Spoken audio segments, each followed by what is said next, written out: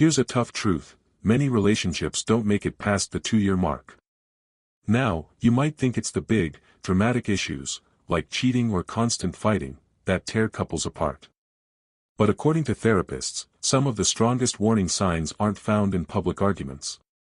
They show up quietly, behind closed doors, in the bedroom. No, I'm not just talking about intimacy. I'm talking about subtle patterns, like how couples communicate before bed, whether they respect each other's space, and how they handle small nightly routines. It's easy to brush these habits off as no big deal, but over time, they can predict whether a couple grows closer, or drifts apart before their second anniversary. So in today's video, we'll uncover 8 bedroom habits therapists say are red flags. If you notice these patterns in your relationship, don't panic. Awareness is the first step to turning things around.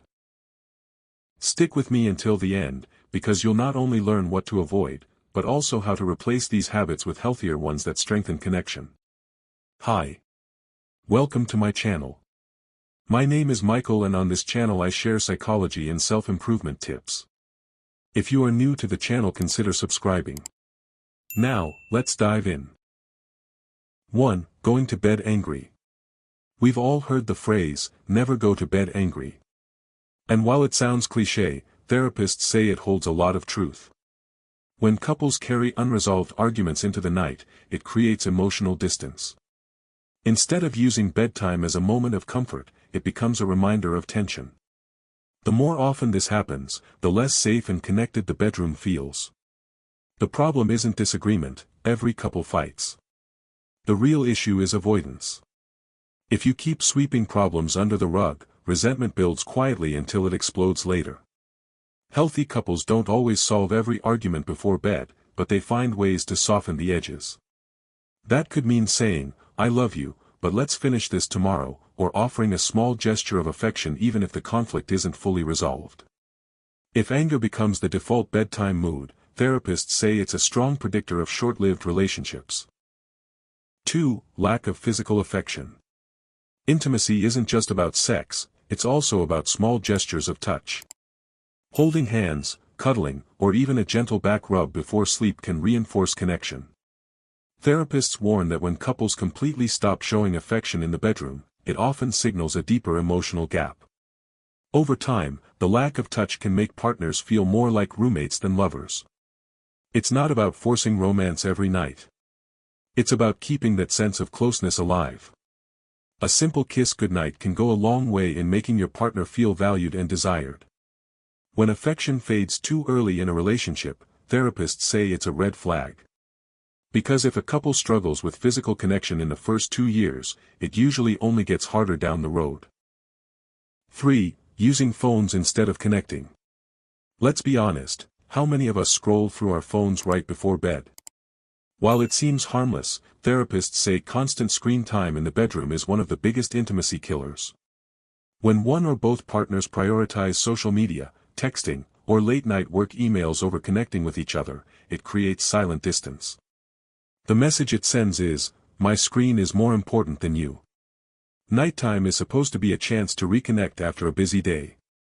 If that time is consumed by endless scrolling, couples miss opportunities to talk, share thoughts, or even just enjoy quiet closeness. Therapists note that when phones consistently replace intimacy, relationships often struggle to last. The fix doesn't mean ditching technology completely, but setting boundaries, like a "no phones in bed" rule, can protect your connection.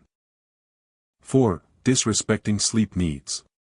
Believe it or not, even sleep habits can make or break a relationship. When one partner constantly disrupts the other's rest, by staying up with bright lights on, blasting TV shows, or making too much noise, it signals a lack of respect for each other's well-being. Therapists say these patterns, if ignored, can spark irritation and emotional distance. It's not just about being tired, it's about feeling that your needs don't matter to the person you love. Successful couples often create routines that respect both partners. That might mean agreeing on a bedtime compromise, using headphones for late-night shows, or even sleeping separately when needed. It's not the act of sharing a bed that keeps couples close, it's the respect shown within it. 5. Avoiding intimacy altogether. While physical intimacy naturally has ups and downs, therapists say avoiding it completely is a warning sign. When couples stop being intimate, it usually isn't about the lack of desire alone, it often reflects deeper issues, like resentment, stress, or disconnection. The danger is when avoidance becomes the norm. Without addressing it, partners may feel unwanted or unloved, leading to frustration and emotional distance. Healthy couples don't ignore these changes. They talk about them openly, without shame or blame. They work together to find solutions, whether it's addressing stress, trying new ways to connect, or seeking professional guidance. Avoidance, on the other hand, creates a silent wall. And according to therapists, it's one of the biggest predictors of a relationship that won't make it past 2 years. 6. Lack of conversation before bed. Bedtime is often the only quiet window couples have to really talk. But when partners skip this opportunity, choosing silence, distractions, or separate routines instead, it can slowly erode closeness. Therapists say those few minutes before sleep are powerful. They allow couples to check in, share small details about their day, or simply express appreciation. When that space disappears, partners may start feeling emotionally neglected. It's not about having deep, life-changing talks every night. Sometimes it's as simple as, "How was your day?" or "What are you looking forward to tomorrow?"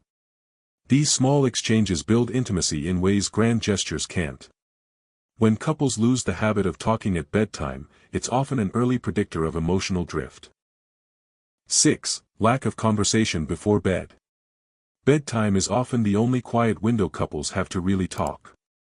But when partners skip this opportunity, choosing silence, distractions, or separate routines instead, it can slowly erode closeness. Therapists say those few minutes before sleep are powerful. They allow couples to check in, share small details about their day, or simply express appreciation. When that space disappears, partners may start feeling emotionally neglected. It's not about having deep, life-changing talks every night. Sometimes it's as simple as, "How was your day?" or "What are you looking forward to tomorrow?" These small exchanges build intimacy in ways grand gestures can't. When couples lose the habit of talking at bedtime, it's often an early predictor of emotional drift. 8. Using the bedroom as a battleground. Finally, therapists say one of the clearest predictors of short-lived relationships is turning the bedroom into a space of conflict. If the bedroom becomes a place where arguments, criticisms, or passive-aggressive comments happen regularly, it stops being a safe, comforting space. Instead of rest and intimacy, it becomes associated with stress and negativity. Couples who last longer set boundaries. They keep difficult conversations outside the bedroom, or at the very least, balance them with reassurance and affection. The bedroom should be a sanctuary, not a war zone. If it becomes the opposite, therapists warn, the relationship may not last long past the honeymoon phase. So, there you have it, 8 bedroom habits therapists say can predict whether couples won't make it to their second anniversary. Let's recap quickly: going to bed angry, avoiding affection, choosing phones over connection, disrespecting sleep needs, avoiding intimacy, skipping conversation, mismatched bedtimes, and turning the bedroom into a battleground. The good news? Just because these habits exist doesn't mean a relationship is doomed. Awareness gives you the chance to change them. Small shifts, like putting the phone away, showing more affection, or checking in with your partner before sleep, can make a huge difference. Now I'd love to hear from you. Which of these habits do you think is the most damaging in a relationship? Drop your thoughts in the comments, I'd love to know what you think. And if you found this video helpful, don't forget to hit like, subscribe, and turn on the notification bell for more content on relationships, psychology, and self-growth. Thanks for watching, and remember, a healthy relationship is built in the little moments, not just the big ones.